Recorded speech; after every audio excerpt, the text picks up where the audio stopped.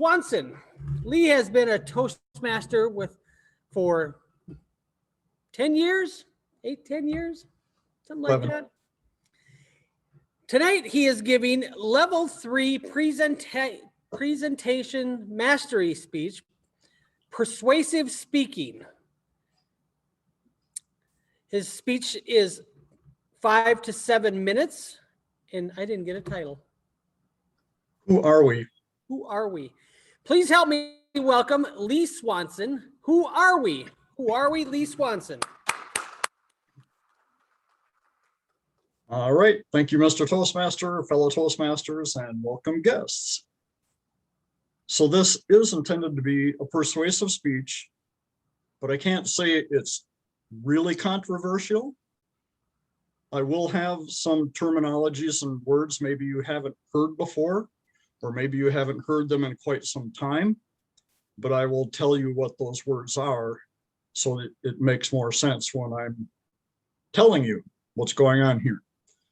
So this speech is about culture. And culture is basically customs, achievements, and the social institutions in any given country, and how that all relates to the people there, or anywhere in any country. So when I was doing my research, I found out there's just many, many ways to describe and to classify culture. You know, I found out that you could do that relationally, theologically, or sociologically.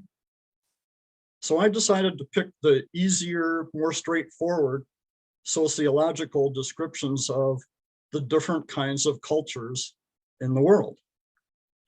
And there are basically 3 types of cultures. The first type is heteronymous.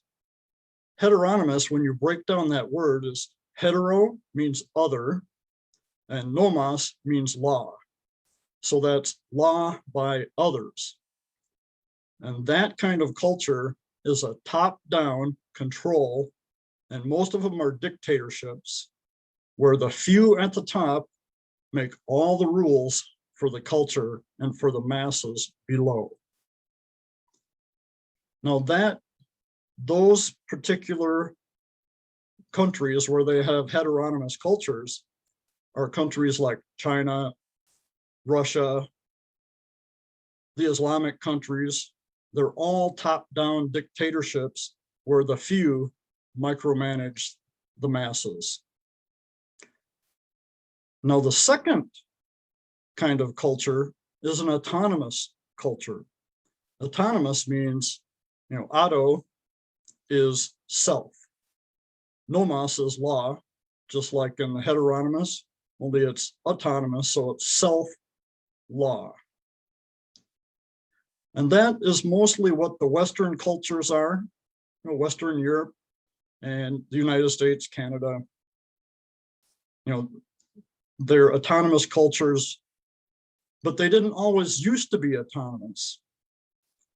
But the idea of autonomous to show you that our culture is autonomous, or many of the Western European cultures are, you think about some of the sayings that we have, where sometimes people say, well, this is true for you, but it's not true for me. What's wrong for you might not be wrong for me.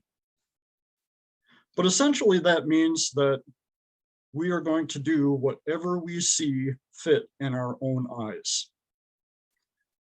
But that can be a problem. Now, the United States and the Western countries didn't always used to be autonomous. And that brings us to the third and final description of culture. And the third one is theonomous. And theo means God, and nomos means law. So it's God, law. So what that theonomous means is that basically the whole population understands that there's a God, and that we don't make up our own right and wrong. We can't make up our own truth and error. But sometimes people get theonomous confused with theocracy. Now, theocracy is also theo God, but the ocracy part is government. That's God, government. So that is what the Islamic countries have, a theocracy where in our terms, we might say it's the church is the state. But our founders didn't believe in that, but they did believe in God. And here's an example. In the Declaration of Independence, the founders wrote, "The laws of nature and nature's God." They used those terms, and they wrote, "We hold these truths to be self-evident, that all men are created equal, that they are endowed by their creator with certain unalienable rights, that among these are life, liberty, and the pursuit of happiness." So we've all heard these things, but I'm just trying to clarify that the founders believed in a theonomous culture where God was there. We didn't make our own rules, but the church was not the state, but we still had God. And that is what made our freedom and our liberty and our prosperity so much greater than anything else that's happened in all of human history. Because we can still have right and wrong, and we don't make up our own rules. So we don't need a top-down heteronomous culture that takes away people's freedoms. But the autonomous culture is not a permanent thing. You can have heteronomous cultures that can last for, decades, hundreds of years, literally. Then you can have theonomous cultures that'll last hundreds of years.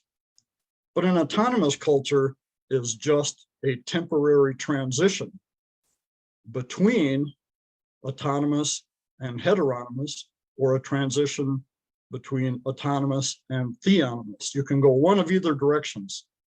But usually, when you have an autonomous culture and everyone does what's right in their own eyes, then the only way to stop the chaos and the division and the self-destruction is to have more and more government, and your culture will become a police state the longer your culture stays an autonomous culture. So that's the part I'm trying to persuade you of. Give you information on what heteronomous is, autonomous, and theonomous, but think about how it works. Do you want freedom? Do you want goodness too? Well, you can't have it in an autonomous culture. And we used to be a theonomous culture, and that's what made us great. Mr. Toastmaster.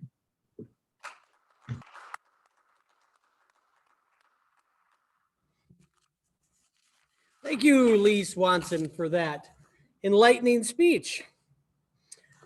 Mr. Timer.